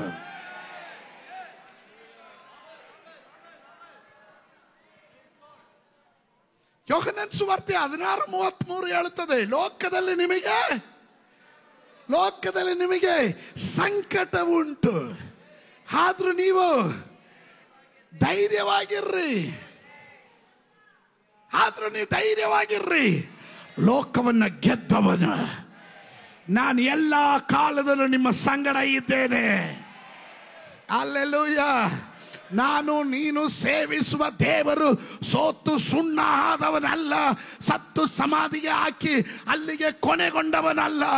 ಅವನು ಮೃತ್ಯುಂಜಯನಾಗಿ ಎದ್ದು ಬಂದು ಇಂದು ತಂದೆಯ ಬಲಭಾಗದಲ್ಲಿ ಆಸನ ರೂಢನಾಗಿರುವ ಈ ಯೇಸು ತನ್ನನ್ನು ನಂಬಿರುವವರಿಗೋಸ್ಕರವಾಗಿ ಪುನರಾವರ್ತಿ ಮೇಘಾರೂಢನಾಗಿ ಆಜ್ಞಾ ಘೋಷದೊಡನೆಯೂ ತುತ್ತೂರಿ ಧ್ವನಿಯೊಡನೆಯೂ ಮೇಘಾರೂಢನಾಗಿ ಇಳಿದು ಬರುತ್ತಾನೆ ಎಂದು ನಂಬುವವರು ಯಾರಾದ್ರೂ ಇದ್ದಾರೆ ಗಟ್ಟಿಯಾಗಿ ಆಮೇಲೆ ಹೇಳ್ರಿ. ಅವನು ಇದ್ದವನು ಇರುವಾತನು, ಅವನು ಬರಲಿಕ್ಕಿರುವವನು, ಅವನೇ ಆಲ್ಫಾ, ಅವನೇ ಒಮೇಗ, ಅವನೇ ಆರಂಭ, ಅವನೇ ಅಂತ್ಯ. ಅವನು ಸತ್ತವನಾಗಿದ್ದನು, ಅವನೆಂದಿಗೂ ಬದುಕುವವನಾಗಿದ್ದಾನೆ. ಹಲ್ಲೆಲೂಯಾ. ಅವನ 10,000ಗಳಲ್ಲಿ ಅತಿ ಸುಂದರನು, ಬೆಳ್ಳನೆಯ ಹುಣ್ಣೆಯಂತೆ ಇರುವ ಕೂದಲುಳ್ಳವನು. ಅವನ ಶಬ್ದ ಜಲಪ್ರವಾಹದ ಶಬ್ದದಂತೆ, ಎದೆಗೆ ಚಿನ್ನದ ಪಟ್ಟಿಯನ್ನು ಕಟ್ಟಿಕೊಂಡಿರುವವನು, 7 ದೀಪ ಸ್ತಂಭಗಳ ನಡುವೆ ನಡೀತಾ ಇರುವವನು, ಬಲಗೈಯಲ್ಲಿ ಹಲ್ಲೆಲೂಯಾ 7 ನಕ್ಷತ್ರಗಳನ್ನು ಹಿಡಿದಿರುವವನು, ಇದ್ದವನು ಇರುವಾತನು. ಹಲ್ಲೆಲೂಯಾ. ನನ್ನ ಯೇಸು ಜೀವಿಸುವವನು. ಮೈ ಗಾಡ್ ಇಸ್ ಲಿವಿಂಗ್ ಗಾಡ್.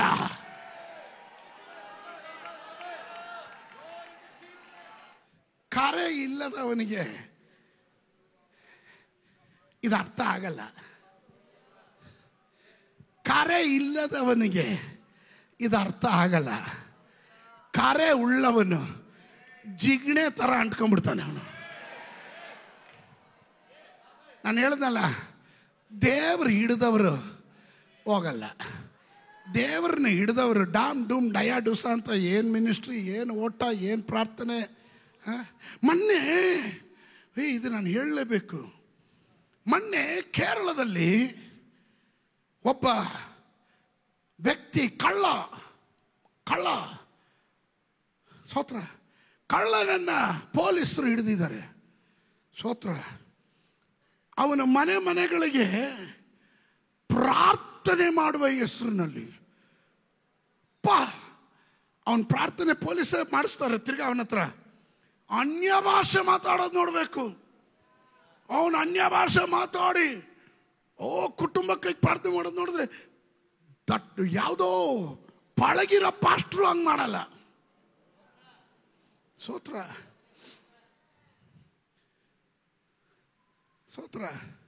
ಏಯ್ ಮಾಡೋ, ಅದು ಹೆಂಗೆ ಮಾಡ್ತಾ ಇದ್ದೆ ಮಾಡು ಅಂತ ಪೊಲೀಸರು. ಅವನು ಈಗಲೇ ತೋರಿಸ್ಬೇಕಾ ಅಂತಾನೆ. ತೋರಿಸು. 2 ನಿಮಿಷದಲ್ಲಿ ಏನು ಆಕ್ಟಿಂಗ್ ಮಾಡ್ದ ಅಂದರೆ, ಯಪ್ಪ ಹುಷಾರಾಗಿರ್ರಿ. ಕುರಿಗಳ ವೇಷದಲ್ಲಿ ತೋಳಗಳು ಬರುತ್ತೆ. ತೋಳ ಬರೋದು ಕುರಿಗಳನ್ನ ಸಂರಕ್ಷಣೆ ಮಾಡಕ್ಕಲ್ಲ, ಕುರಿಗಳನ್ನು ತಿನ್ನೋದಕ್ಕೆ ಬರೋದು. 1 ಕೊರಿಂಥ 6:20 ಹೇಳುತ್ತದೆ. 1 Corinthians chapter 6 verse 20. 1 ಕೊರಿಂಥ 6:20 ಹೇಳುತ್ತದೆ, ನೀವು ನಿಮ್ಮ ಸ್ವಂತ ಸೊತ್ತಲ್ಲ. ಅಲೋ, ನೀವು ನಿಮ್ಮ ಸ್ವಂತ ಸೊತ್ತಲ್ಲ. ಅಂದ್ರೆ ಅರ್ಥ ಏನು? You are sold out for Jesus.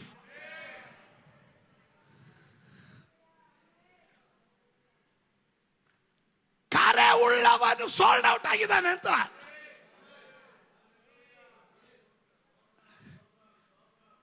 ಈ ಕರೆ ಇಲ್ದಿರೋ ನೆಲೆ ನಿಲ್ಲಲ್ಲ.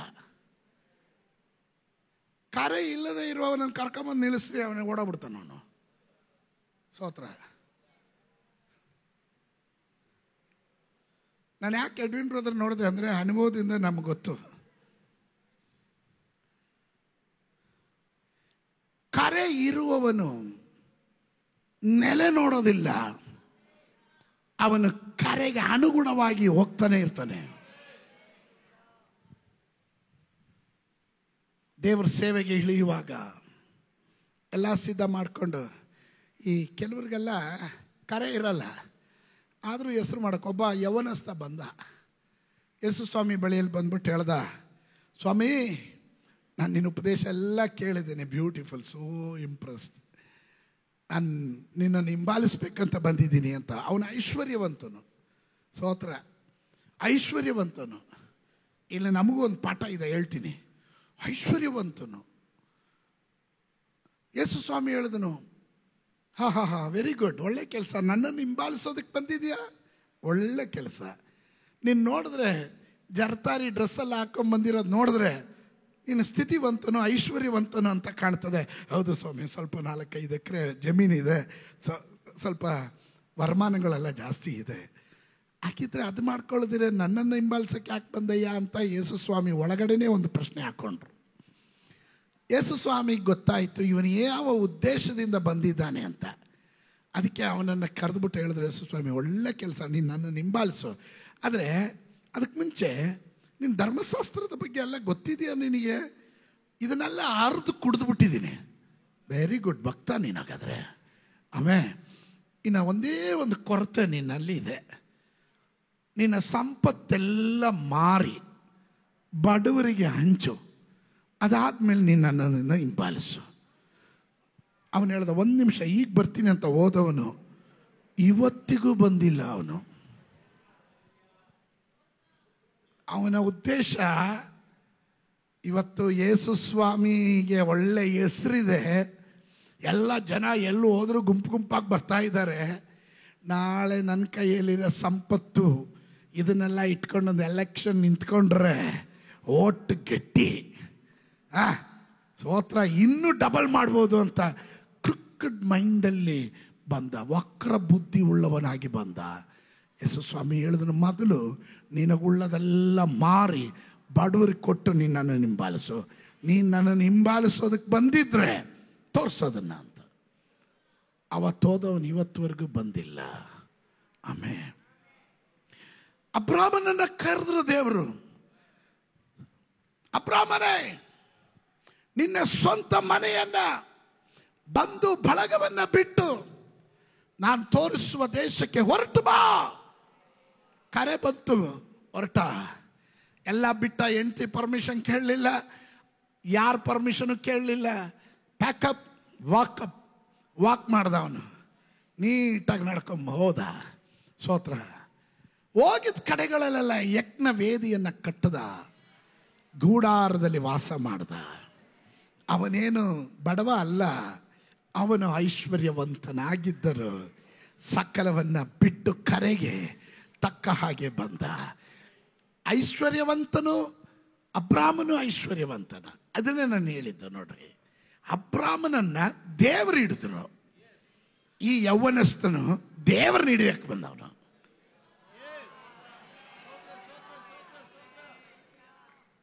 ಅಬ್ರಾಮನ ಬಿಟ್ಟು ಆಗ್ಲಿಲ್ಲ, ಇವನ್ ಬಿಟ್ಟು ಓಡೋದ.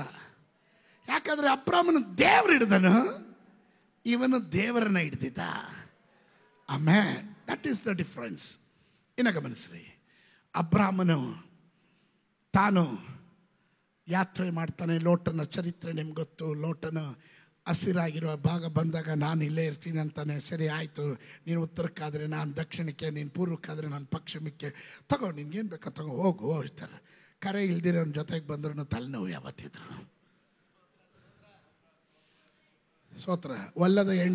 ಒಲ್ಲದ ಹೆಂಡತಿಯನ್ನು ಕಟ್ಕೊಂಡ್ರೆ ಜೀವನ ಕಾಲ ಪೂರ್ತಿಯಾಗಿ ವನವಾಸ ಅಂತೆ. ಕೆಲವ್ರು ಯಾಕೋ ಮೌನವಾಗಿರೋದು ನೋಡಿದಾಗ ನನ್ನ ವಿಷಯ ಪಾಸ್ಟರ್ಗೆ ಹೆಂಗೆ ಗೊತ್ತಾಯ್ತು ಅಂತನಾ? ಏನೋ ಸ್ತೋತ್ರ ಹೇಳ್ರಿ ಪ್ರಿಯರೇ. ಒಲ್ಲದ ಹೆಂಡತಿಯನ್ನು ಕಟ್ಕೊಂಡ್ರೆ ಜೀವಿತ ಕಾಲ ಪೂರ್ತಿಯಾಗಿ ವನವಾಸ ಅಂತೆ. ಸ್ತೋತ್ರ. ಇನ್ನೊಂದು ಕಡೆ ಜ್ಞಾನೋಕ್ತಿಗಳಲ್ಲಿ ಹೇಳ್ತಾರೆ, ಜಗಳಗಂಟಿಯಾದ ಹೆಂಡತಿಯ ಸಂಗಡ ವಾಸ ಮಾಡುವುದಕ್ಕಿಂತ ಕಾಡಿನಲ್ಲಿ ವಾಸ ಮಾಡುವುದು ಲೇಸು ಎಂಬುದಾಗಿ. ವನವಾಸ, ಕಾಡಿನಲ್ಲಿ ವಾಸ. ಸ್ತೋತ್ರ. ಆಮೇಲೆ ನನ್ನ ಪ್ರಶ್ನೆ, ಲೋಟನು ಹೋದ, ಎಲ್ಲ ಹೋದರು. ಕಾಲಕ್ರಮೇಣ ಲೋಟನನ್ನ, ಅವನ ಕುಟುಂಬವನ್ನ, ಅವರ ಕುಟುಂಬ ಒಂದು ಸಂಕಷ್ಟಕ್ಕೆ ಸಿಕ್ಕಾಕೋತಾರೆ. ಆ ಸಂದರ್ಭದಲ್ಲಿ 318 ಟ್ರೈನಿಂಗ್ ಸೋಲ್ಜರ್ಸ್, ಎಲ್ಲ ವಿದ್ಯೆಗಳಲ್ಲಿ ಪರಿಣಿತರಾದಂಥ ತನ್ನ ದಾಸರನ್ನ ಕರ್ಕೊಂಡು ಅಬ್ರಾಮ್ ಮತ್ತೆ ಹೋಗ್ತಾನೆ. ನೋಡ್ರಿ, ಸಮ್ಟೈಮ್ಸ್ ಕೆಲವೊಮ್ಮೆ ನಮ್ಮ ಬಂಧುಗಳು, ಮಿತ್ರರು ನಮಗೆ ಸಿಕ್ಕಾಪಟ್ಟೆ ದ್ರೋಹ ಮಾಡಿರ್ತಾರೆ. ಭಾಳ ದ್ರೋಹ ಮಾಡೋದಂದರೆ ಬಂಧುಗಳೇ. ಸತ್ಯ ಹೇಳ್ತೀನಿ ಕೇಳ್ರಿ. ಭಾಳ ಸುಖ ಸಂತೋಷವನ್ನು ನಮ್ಮಿಂದ ಅನುಭವಿಸೋರು ಬಂಧುಗಳೇ, ದ್ರೋಹ ಮಾಡೋದು ಬಂಧುಗಳೇ. ನನ್ನ ಅನುಭವ ಮಾತ್ರ ಅಲ್ಲ, ನಿಮ್ಮ ಅನುಭವ ಅದೇ. ಸಾರ್ವತ್ರಿಕವಾಗಿ ನಡೆಯೋ ಕಾರ್ಯ ನಾನು ಹೇಳ್ತಾ ಇದ್ದೀನಿ. ಆದರೆ ಇವ್ರಿಗೊಂದು ಕಷ್ಟ ಬಂದಾಗ ನಮ್ಮ ಮನಸ್ಸೇನು ಅನ್ನಿಸ್ತು ಗೊತ್ತಾ? ಮೊದಲು ಹೋಗಿ ಹೆಲ್ಪ್ ಮಾಡಬೇಕು ಅನ್ನುತ್ತೆ. ಯಾಕಂದರೆ ನಾವು ಅಬ್ರಾಮನ ಸಂತತಿ ಆಗ್ಬಿಟ್ವಿ. ನಾವು ಅಬ್ರಾಮನ ಸಂತತಿಗಳು. ಲೋಟನಿಗೆ ಅದು ಪ್ರಯಾಸ ಬಂದಾಗ 318 ಪರಿಣಿತರಾದ ದಾಸರನ್ನ ಕರ್ಕೊಂಡು ಅವನು ಹೋಗಿ ಆ ಸೊದೋಮ್ ರಾಜನಿಗೆ ವಿರುದ್ಧವಾಗಿ ಯುದ್ಧ ಮಾಡಿ ಎಲ್ಲ ಬಿಡಿಸ್ಕೊತಾನೆ. ಕಡೆಗೆ ಅವನ ಸಂಪತ್ತನ್ನು ಕೊಳ್ಳೆ ಹೊಡಿತಾನೆ. ಅವನು ಹೇಳ್ತಾನೆ, ನನ್ನ ಸಂಪತ್ತೆಲ್ಲ ತಗೊಂಡೋಗು. ಅರಸ ಹೇಳ್ತಾನೆ, ನನ್ನ ಸಂಪತ್ತೆಲ್ಲ ತಗೊಂಡೋಗು, ನನ್ನ ಆಳುಗಳನ್ನು ಬಿಟ್ಟುಬಿಡು, ನನಗೆ ಸಂಪತ್ತು ಬೇಡ, ಆಳುಗಳು ಬಿಟ್ಟುಬಿಡು ಅಂತಾನೆ. ಅಬ್ರಾಮನಾಗ ಒಂದು ಮಾತು ಹೇಳ್ತಾನೆ, ಸೊದೋಮನ ಅರಸನೇ, ನಿನಗೊಂದು ಗೊತ್ತಿರಲಿ, ನನ್ನ ಜನ ನನ್ನ ಆಳುಗಳು ತಿಂದು ಬಿಟ್ಟಿದ್ದಲ್ಲದೆ ನನಗೆ ನಿನ್ನ ಸಂಪತ್ತಿನಲ್ಲಿ ನನಗೇನು ಬೇಡ, ನನ್ನ ನಿನ್ನ ಕೆರದ ಬಾರು ಸಹ ನನಗೆ ಬೇಡ. ಯಾಕೆ? ನಾಳೆ ದೇವರು ನನ್ನನ್ನು ಆಶೀರ್ವಾದ ಮಾಡೇ ಮಾಡ್ತಾನೆ. ಆ ಸಂದರ್ಭದಲ್ಲಿ ನೀನು ಜಂಬ ಕೊಚ್ಕೊಂಬಾರ್ದು, ನನ್ನ ಸಂಪತ್ತಿನಿಂದಲೇ ಇವನು ದೊಡ್ಡವನಾದ ಅಂತ ನೀನಲ್ಲಿ ಜಂಬ ಕೊಚ್ಕೊಳ್ಬಾರ್ದು. ಅದಕ್ಕೆ ನನ್ನ ದೇವರು ಆಸ್ಪದ ಕೊಡದೇ ಇರಲಿ. Everything he left, that is the call. ಕೆಲವರು ಪ್ರತಿಕೂಲ ಬಂದಾಗ ಜೀವನದಲ್ಲಿ ಕನ್ಫ್ಯೂಷನ್ ಆಗ್ತಾರೆ. ನಿಜವಾಗ್ಲೂ ದೇವರ ಕರೆಯಿತ್ತ? ನಿಜವಾಗ್ಲೂ ದೇವರ ಅಭಿಷೇಕ ನನ್ನ ಮೇಲಿತ್ತ? ನಿಜವಾಗ್ಲೂ ನಾನು ಸೇವೆಗಾಗಿ ಬಂದವನ?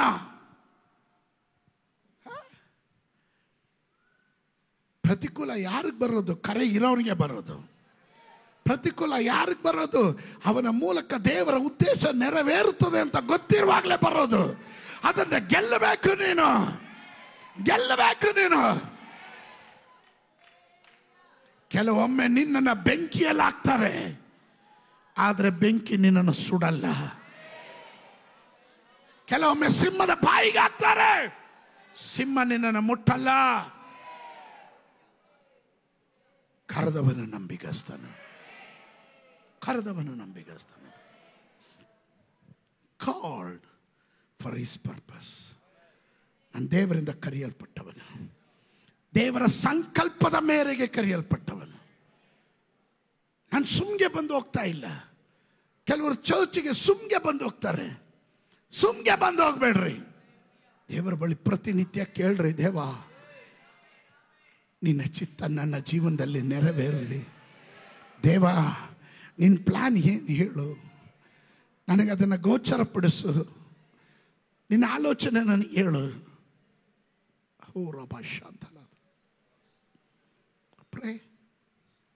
ಪ್ರಾರ್ಥಿಸ್ರಿ. ಎಷ್ಟು ಜನ ಪ್ರಾರ್ಥಿಸ್ತೀರಾ?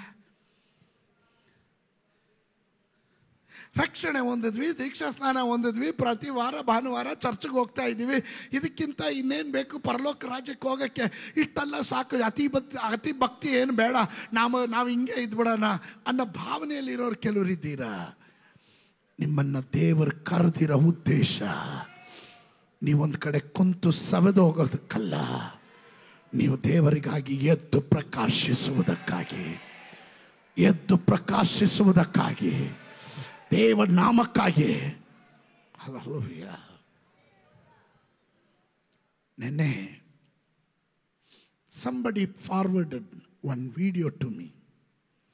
ಒಂದು ಕುಟುಂಬ, ಐ ಥಿಂಕ್ ನಮ್ಮ ಫ್ಯಾಮಿಲಿ ಗ್ರೂಪಲ್ಲೂ ನಾನು ಅದನ್ನು ಹಾಕಿದೆ, ಶೇರ್ ಮಾಡಿದೆ. ಒಂದು ಫ್ಯಾಮಿಲಿ ರೆಸ್ಟೋರೆಂಟ್ಗೆ ಹೋಗ್ತಾ ಇದ್ದಾರೆ. ಅಪ್ಪ ಅಮ್ಮ ಮಕ್ಕಳು ಎಲ್ಲ ಫುಡ್ ಆರ್ಡರ್ ಮಾಡ್ತಾರೆ. ಫುಡ್ ಆರ್ಡರ್ ಮಾಡ್ತಾ ಇರುವಂಥ ಸಂದರ್ಭದಲ್ಲಿ ಅವರವರು ಮಾತನಾಡ್ತಾ ಇದ್ದಾರೆ. ಅಪ್ಪ ಫೋನ್ ಮಾಡ್ತಾನೆ, ಅಮ್ಮ ಮಾತಾಡ್ತಾ ಇದ್ದಾರೆ, ಎಲ್ಲ ಕಾಣ್ತಾ ಇದೆ ಅದರಲ್ಲಿ. ಐ ಹ್ಯಾವ್ ದಟ್ ವಿಡಿಯೋ, ಕಾಣ್ತಾ ಇದೆ. ಫುಡ್ ಬಂತು, ಎಲ್ಲ ಪಕ್ಕಕ್ಕಿಟ್ಟು ಊಟ ಮಾಡೋದಕ್ಕೆ. ಇನ್ನೇನು ಊಟ ಮಾಡಬೇಕು, ಅಪ್ಪ ಮುಂದೆ ಹಾಗೇ ಬಿದ್ದು ಅಂದ ಸ್ಪಾಟಲ್ಲಿ ಸಾಯ್ತಾ ಇದ್ದಾನೆ. ಆರ್ಡರ್ ಮಾಡಿದ ಫುಡ್ ತಿನ್ನೋಕ್ಕೂ ಅವಕಾಶ ಇಲ್ಲದೆ ಮನುಷ್ಯನ ಜೀವಿತ ಯಾವ ಗಳಿಗೆಯಲ್ಲಿ ಅಂತಲೂ ಗೊತ್ತಿಲ್ಲದೆ ಇರುವ ಈ ಕಾಲಘಟ್ಟದಲ್ಲಿ ನಾವೆಷ್ಟು ಭಯಭಕ್ತಿ ಉಳ್ಳವರಾಗಿರಬೇಕು. ದೇವರು ಕೊಟ್ಟಿರುವ ಆಯುಸ್ಸು ದೇವರಿಗಾಗಿ ವ್ಯಯ ಮಾಡದೆ ವ್ಯರ್ಥವಾಗಿ ಕಳೆದರೆ ನಾಳೆ ದೇವರು ನಿನ್ನ ಬಳಿ ಲೆಕ್ಕ ಕೇಳೋದಿಲ್ಲವೇ? You must understand the value of your calling. ನಿನ್ನ ಕರೆಯ ಕುರಿತು ನಿನಗೆ ಅದರ ಗೌರವ ಗೊತ್ತಿರಬೇಕು. I am not A ordinary person. ನಾನೊಂದು ಸಾಧಾರಣ ವ್ಯಕ್ತಿ ಅಲ್ಲ. Sometimes there is a two powers ಎರಡು ರೀತಿಯ ಶಕ್ತಿಗಳು ಈ ಲೋಕದಲ್ಲಿ ನಿಮ್ಮನ್ನು ಸೆಳೀತಾ ಇರುತ್ತೆ, ಹಿಡಿತಾ ಇರುತ್ತೆ. ಅದನ್ನೇ ನಾನು ಆವಾಗಲೇ ಹೇಳಿದಂಥ ಪದ, ಆ ಪದದಲ್ಲಿ ಕಟಾಲಂಬಾನೋ ಗ್ರೀಕ್ ಪದ, ಹಿಡಿಯಲ್ಪಡೋದು. ಎರಡು ರೀತಿಯ ಶಕ್ತಿಗಳು ಇವತ್ತು ಅನೇಕರನ್ನ ಹಿಡಿತಾ ಇದೆ. ಒಂದು ಡಿಮೋನಿಕ್ ಪವರ್, ದುರಾತ್ಮ ಶಕ್ತಿಗಳು. ಅದಕ್ಕೊಂದು ವಾಕ್ಯ ಕೊಡ್ತೀನಿ. ಮಾರ್ಕನು ಬರೆದ ಸುವಾರ್ತೆ 9ನೇ ಅಧ್ಯಾಯ. There are 2 powers that can capture you. ಎರಡು ರೀತಿಯ ಶಕ್ತಿಗಳು ನಿಮ್ಮನ್ನು ಹಿಡಿಯುತ್ತದೆ. ಮಾರ್ಕ 9:18. ಅವನಿಗೊಂದು ಮೂಗ ದೆವ್ವ ಹಿಡಿದಿದೆ. ಅದು ಎಲ್ಲಿ ಅವನ ಮೇಲೆ ಬಂದರೂ ಅವನನ್ನು ಕೆಡುತ್ತದೆ. ಆಗ ಅವನು ನೊರೆ ಸುರಿಸುತ್ತಾ ಕರ್ಕರನೇ ಹಲ್ಲು ಕಡಿಯುತ್ತಾ ಕುಂದಿ ಹೋಗುತ್ತಾನೆ. ಅದನ್ನು ಬಿಡಿಸಬೇಕೆಂದು ತನ್ನ ಶಿಷ್ಯರಿಗೆ ಹೇಳಿಕೊಂಡೆ ಅವರ ಕೈಯಿಂದ ಆಗದೆ ಹೋಯಿತು ಎಂದು ಉತ್ತರ ಕೊಟ್ಟನು. ಅವನಿಗೊಂದು ಮೂಗ ದೆವ್ವ ಹಿಡಿದಿದೆ.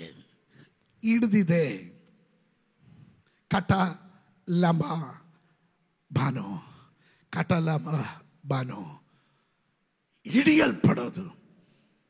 ಶತ್ರು ಈ ಯೌವನಸ್ಥನನ್ನ ಹಿಡಿದಿದೆ. ಅದೊಂದು ಮೂಗ ದೆವ್ವ. ಕೆಲ ವ್ಯಕ್ತಿಗಳನ್ನ ದುರಾತ್ಮಗಳು ಹಿಡಿತವೆ. ಇವನ ಮೇಲೆ ದೇವರ ಕರೆ ಇತ್ತು, ಇವನಿಗೊಂದು ಪರ್ಪಸ್ ಇತ್ತು, ಇವನನ್ನು ದೇವರ ರಾಜ್ಯಕ್ಕೆ ಪ್ರಯೋಜನ ಉಳ್ಳವನಾಗಿ ಮಾಡಬೇಕು ಅಂತ ದೇವರಿಗೊಂದು ಉದ್ದೇಶ ಇತ್ತು. ಇದನ್ನು ಅರ್ಥ ಮಾಡಿಕೊಂಡ ದುರಾತ್ಮ ಅವನನ್ನು ಹಿಡಿಯಿತು. ದುರಾತ್ಮ ಬಂದರೆ ಇವನ ವಸ್ತ್ರ ಅರಿಯುತ್ತದೆ. ಇವನು ಸ್ವತಃವಾಗಿ ಜಜ್ಜಲ್ಪಡ್ತಾನೆ, ಸ್ವಯಂ ಜಜ್ಜಲ್ಪಡ್ತಾನೆ. ಇವನು ಮತ್ತೊಬ್ಬರಿಗೆ ತಲೆನೋವಾಗ್ತಾನೆ. ಇವನೇ ಹಾಳು ಮಾಡ್ಕೋತಾ ಇದ್ದಾನೆ. ದುರಾತ್ಮ ಹಿಡಿಯಲ್ಪಟ್ರೆ. ಅದಕ್ಕೆ ಯೋಹನನ ಸುವಾರ್ತೆ 10:10 ಹೇಳುತ್ತದೆ, ಕಳ್ಳನು ಬರುವುದು ಕತ್ತುಕೊಳ್ಳುವುದಕ್ಕೂ ಕೊಲ್ಲುವುದಕ್ಕೂ ಹಾಳು ಮಾಡುವುದಕ್ಕಲ್ಲದೆ ಮತ್ತಿನ್ಯಾವುದಕ್ಕೂ ಅವನು ಬರುವುದಿಲ್ಲ. He will steal, he will destroy you, he will kill you.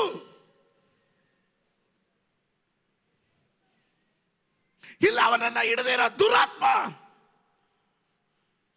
There is a demonic power. ದೇವ ಜನರು ಹೇಳ್ತೀವಿ, ನಾನು ನಿಮಗೆ ಹೇಳ್ತೀನಿ, don't get involved with unwanted friendship. ಬೇಡದೇ ಇರುವಂತ ಸ್ನೇಹಿತರನ್ನ ಮಾಡ್ಕೊಂಬೇಡ್ರಿ. ನಮ್ಮ ಕನ್ನಡದಲ್ಲಿ ಒಂದು ಉತ್ತಮವಾದಂತ ಮಾತು ಹೇಳ್ತಾರೆ, ಸಹವಾಸದಿಂದ ಸನ್ಯಾಸಿನೂ ಕೆಡ್ತಾನಂತೆ.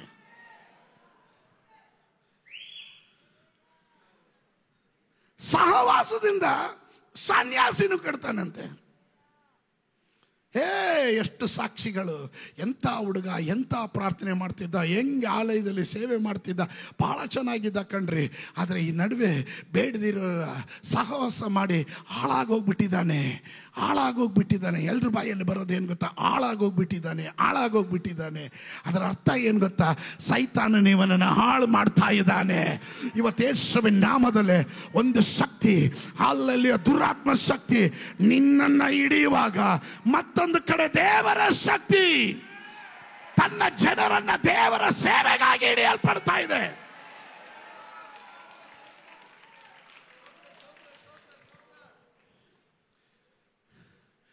ಅದಕ್ಕೆ ನಾವು ಓದಿದಂಥ ವಾಕ್ಯದಲ್ಲಿ, ನೀವು ನನ್ನನ್ನು ಆರಿಸಿ ತೆಗೆದುಕೊಳ್ಳಲಿಲ್ಲ, ನಾನು ನಿಮ್ಮನ್ನ. ಅದರ ಅರ್ಥ ಏನು ಗೊತ್ತಾ? ನಾನು ನಿಮ್ಮನ್ನ ಹಿಡ್ಕೊಂಡೆ. ಸೈತಾನ್ ಹಿಡಿಯಕ್ಕೆ ಮುಂಚೆ, ಸೈತಾನ್ ನಿನ್ನ ನಾಶ ಮಾಡಕ್ಕೆ ಮುಂಚೆ ನಾನು ಇವನನ್ನು ಹಿಡ್ಕೊಂಡಿದ್ದೀನಿ. ದೇವರು ಹಿಡಿದಿದ್ದಾರೆ ಉದ್ದೇಶಕ್ಕಾಗಿ. ಇವನ ಜೀವನದಲ್ಲಿ ಒಂದು ಉದ್ದೇಶ ಇದೆ, ಅದು ನೆರವೇರೋಕ್ಕೋಸ್ಕರ. ಇವನ್ನ ಕರ್ಕೊಂಡು ಹೋಗ್ತಾ ಇರಬೇಕಾದ್ರೆ ಸೈತಾನನು ಇವನ ಹಿಂದ್ಗಡೆ ಮಂತ್ರಿಸ್ತಾನೆ. ಎಂಥ ಜೀವಿತ ಅದು! ಕಷ್ಟ, ಇಕ್ಕಟ್ಟು, ನಿಂದೆ ಇದು ಬೇಕಾ, ಬಾ, ಸಕಲ ವೈಭವ ತೋರಿಸ್ಬಿಟ್ಟು ಬಾ, ಇಲ್ಲಿಗೆ ಬಾ ಅಂತ ಸೈತಾನನು ಕರೆಯೋದು ನೋಡಿದಾಗ ಇವನಿಗೆ ಆರಂಭದಲ್ಲಿ ಎಲ್ಲ ಚೆನ್ನಾಗಿ ಕಾಣುತ್ತೆ, ಬ್ಯೂಟಿಫುಲ್ಲಾಗಿ ಕಾಣುತ್ತೆ. ಸ್ತೋತ್ರ ಸ್ತೋತ್ರ, ತುಂಬ ಚೆನ್ನಾಗಿ ಕಾಣುತ್ತೆ ನೋಡ್ರಿ. ಆವಾಗ ಅದುವರೆಗೂ ಇವನನ್ನು ದೇವರ ಕೃಪೆಯಲ್ಲಿ ಸುವಾರ್ತೆ ಹೇಳಿದ ರಾಜು ಪಾಸ್ಟ್ರು ಬೇಡ, ಅವ್ರ ಮಾತು ಇವನಿಗೆ ನನ್ನ ಮೇಲೆ ಯಾಕೋ ಹೊಟ್ಟೆ ಉರಿಯಿಂದ ಮಾಡ್ತಿದ್ದ ಬೇಡ, ಇವನಿಗೆಲ್ಲ ವಿರೋಧ ಕಾಣುತ್ತೆ. ಏನು ಒಳ್ಳೇದು ನೀವು ಹೇಳ್ರಿ, ಅವನಿಗೆ ವಿರೋಧ ಕಾಣುತ್ತೆ. ಯಾಕಂದರೆ ಸೈತಾನನಿಂದ ಎಳಿತಾ ಇದ್ದಾನೆ. ದೇವರಿಂಗೆ ಎಳೆಯುವಾಗ ಇವನು ದೇವರ ಕೈಯಿಂದ ಒದರಿ ಬಿಡಿಸ್ಕೊಂಡು ಹೋಗ್ಬಿಡ್ತಾನೆ. ಟಕ್ ಅಂತ ಸೈತಾನ ಅವನ್ನ ಹಿಡ್ಕೊತಾನೆ, ಹತ್ತು ಕಡೆ ಸೈತಾನ ಹಿಡ್ಕೊತಾನೆ. ಆವತ್ತಿಂದ ಆಚೆಗೆ ಇವನ್ ದೇವರ ಗ್ರಿಪ್ಪಿಂದ ಹೊರಗಡೆ ಹೋದ. ಆವತ್ತಿಂದ ಆಚೆಗೆ ಅವನನ್ನು ಕಂಟ್ರೋಲ್ ಮಾಡೋದು ಆ ಸ್ಪಿರಿಟ್ ಆಗಿರುತ್ತೆ. ನೋಡ್ರಿ, ಒಂದೇ ವಾಕ್ಯ, ಯೋಹಾನನ ಸುವಾರ್ತೆ 10ನೇ ಅಧ್ಯಾಯದ 10ನೇ ವಾಕ್ಯ. ಆರಂಭದಲ್ಲಿ ಹೇಳಿದನು, ಕಳ್ಳನು ಬರುವುದು. ಕಳ್ಳನು ಅಂದಾಗ ಸೈತಾನನು ಬರುವುದು, ಕತ್ಕೊಳ್ಳೋದಿಕ್ಕೆ, ಕೊಲ್ಲೋದಿಕ್ಕೆ, ಹಾಳು ಮಾಡೋದಿಕ್ಕೆ ವಿನಃ ಮತ್ತೆ ಇನ್ಯಾವುದಕ್ಕೂ ಅವನು ಬರೋದಿಲ್ಲ. ಅದಾದ್ಮೇಲೆ ಯೇಸು ಸ್ವಾಮಿ ಹೇಳ್ತಾರೆ, ನಾನು ನೀವು ಜೀವ ಇರಬೇಕಂತಲೂ ನಿಮಗೆ ಸಮೃದ್ಧಿ ಇರಬೇಕಂತಲೂ ನಾನು ಬಂದಿದ್ದೀನಿ. There is a two force, there is a two powers capturing you. ಕೆಲವರು ದೇವರನ್ನ ಬೇಡ ಅಂತ ಹೋಗಿ ಸೈತಾನನ ಕಪ್ಪಿ ಮುಷ್ಟಿಗೆ ಸಿಕ್ಕಾಕೋತಾರೆ. ಅದೇ ಸಮಯದಲ್ಲಿ ಇನ್ನ ಕೆಲವರನ್ನ ದೇವರು ಸೈತಾನನ ಕಪ್ಪಿ ಮುಷ್ಟಿಯಿಂದ ಎಳೆದು ಅವನ್ನ ಎಳಕೊಂಬರ್ತಾನೆ. ಕಾರಣ ಇವನ ಮೇಲೆ ನನ್ನ ಉದ್ದೇಶ ನೆರವೇರಿಸಬೇಕು. ನಿಮಗೆ ಅರ್ಥ ಆಗ್ತಾ ಇದೆಯಾ? ಅರ್ಥ ಆಗ್ತಾ ಇದೆಯಾ? ನಿನ್ನ ಕುಟುಂಬ ದೇವರಿಗುಳ್ಳದು, ನೀನು ದೇವರಿಗುಳ್ಳವನು, ನೀನು ದೇವರಿಗುಳ್ಳವಳು. ನಿನ್ನ ಮಕ್ಕಳು ದೇವರ ರಾಜ್ಯಕ್කුಳ್ಳವರು, ನಿನ್ನ ಮಕ್ಕಳು ದೇವರ ರಾಜ್ಯಕ್කුಳ್ಳವರು. Come on, somebody shout, ನಾನು ದೇವರ ಸಂಕಲ್ಪದ ಮೇರೆಗೆ ಕರೆಯಲ್ಪಟ್ಟವನು. ಜೀವ ಮರಣ ಎರಡು ನಿಮ್ಮ ಮುಂದೆ ಇದೆ. ಸೈತಾನೂ ಇದ್ದಾನೆ, ದೇವರು ಇದ್ದಾನೆ, ಕರೆಯೂ ಇದೆ, ಸಂಕಲ್ಪನೂ ಇದೆ. ಅದರಿಂದ ಹಿಂದೆ ಕೇಳಿಯೋ ದುರಾತ್ಮನೂ ಇದ್ದಾನೆ.